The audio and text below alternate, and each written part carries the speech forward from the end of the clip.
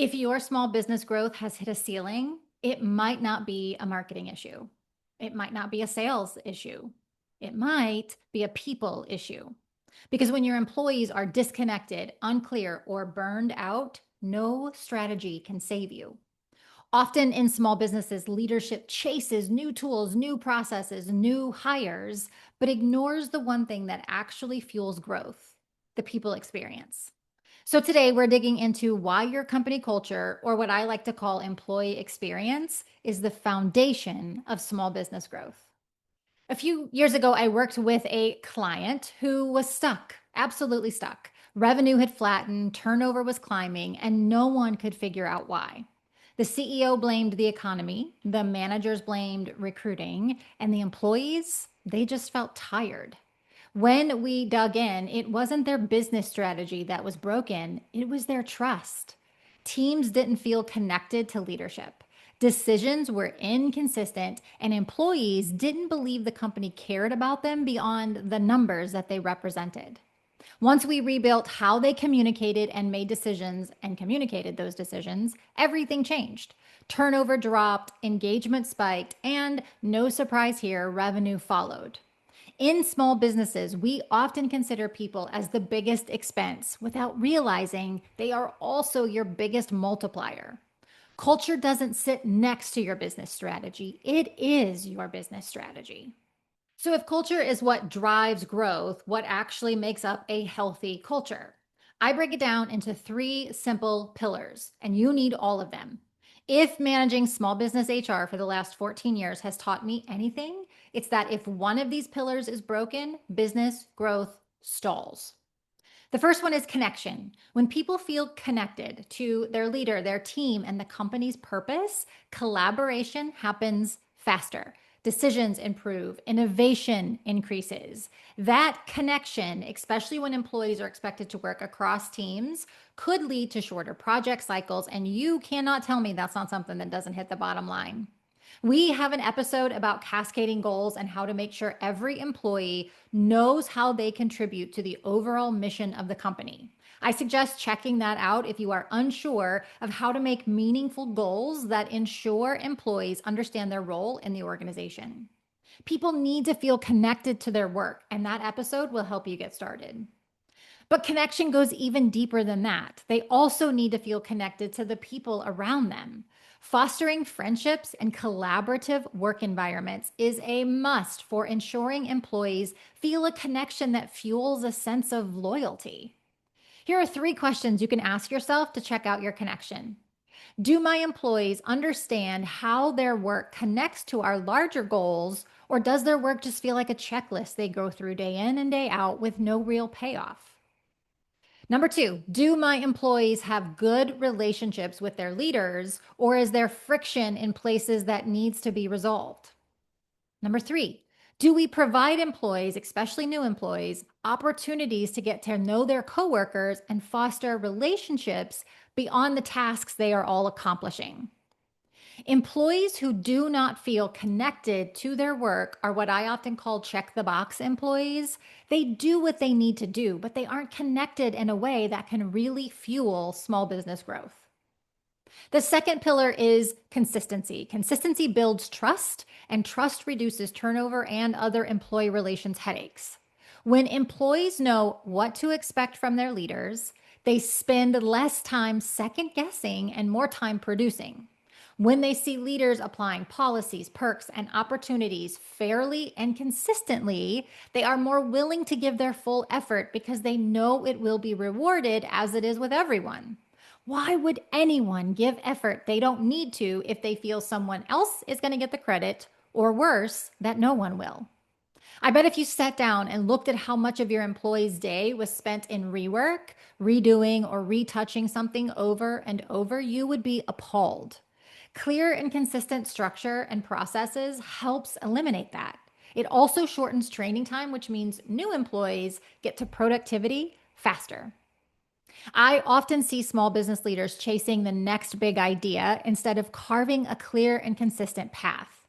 It's fine to be innovative, and certainly a benefit of being in a small environment is that we can be agile. But constantly changing direction means you often get nowhere. And what's worse, I'll see this constant change in direction not even be communicated properly. So employees will be working really hard on projects for weeks that are no longer relevant. Consistency around the work itself and their treatment inside of work is crucial to build that trust and loyalty. Here are your questions to see how you're doing on that. Do I communicate changes before people have to ask about them, or do they often feel blindsided? Are our policies and decisions fair and consistent across all employees? Are we transparent about things going on in the business, or do we gatekeep information? Do we have a clear and consistent business structure, or are we chasing rabbits that leave employees turning in circles? And then, have we communicated that structure through clear goals? Lack of consistency in the workplace often feels like driving 10,000 miles and never leaving the driveway. You're doing a lot of work, but you're really just spinning your wheels. The third pillar is care. When employees believe the company genuinely cares, they give their best work. It's that simple. Cared for employees care more for customers, and that care becomes your competitive advantage and your margin. This is not suggesting that you have to be best friends with employees. And please, please do not say they are family. I'm certainly not suggesting that you get all up in their business that is not related to work. This is about caring about their development, their growth, their career trajectory, and their overall well being.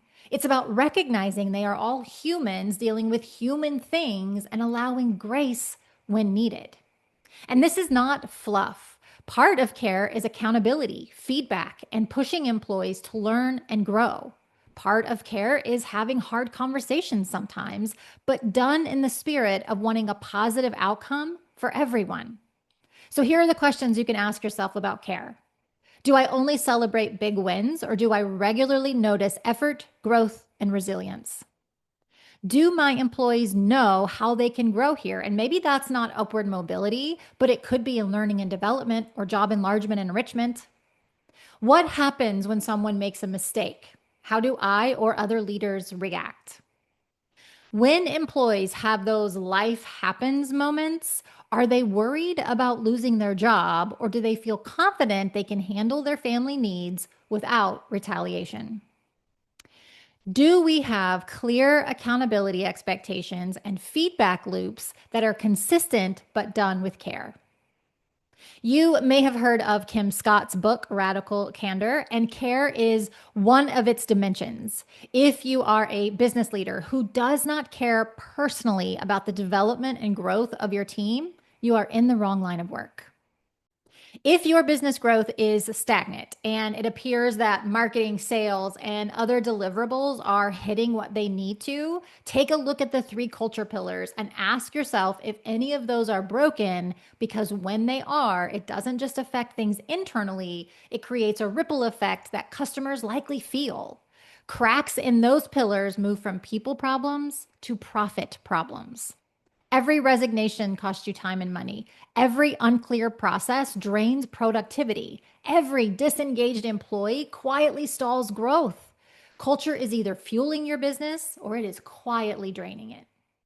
If you're leading a small business or leading HR inside of one, your job isn't just to run programs. Your job is to design experiences that grow people and the business. So this is why I prefer the term employee experience.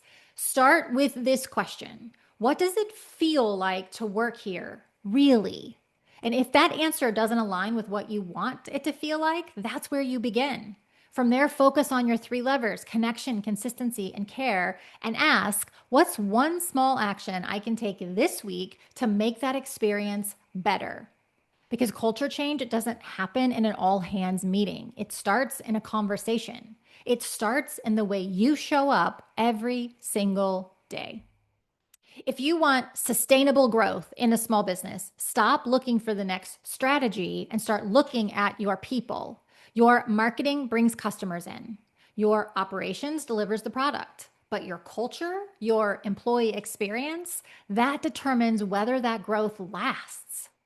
To help you get started, we have additional resources in the show notes. We have a free download called Assessing Culture Today. It is a practical guide to identify what's working and what's not inside your organization. We also have a blog post, 5 small shifts that transform company culture, for examples of simple, everyday changes that fuel growth. And if you want to see how culture fits into your bigger HR strategy, take our HR readiness assessment. All of those links are in the show notes. So remember, you don't grow a business in spite of your people, you grow because of them. Small business growth doesn't happen in spreadsheets or strategy decks. It happens through your people. Start there and growth follows.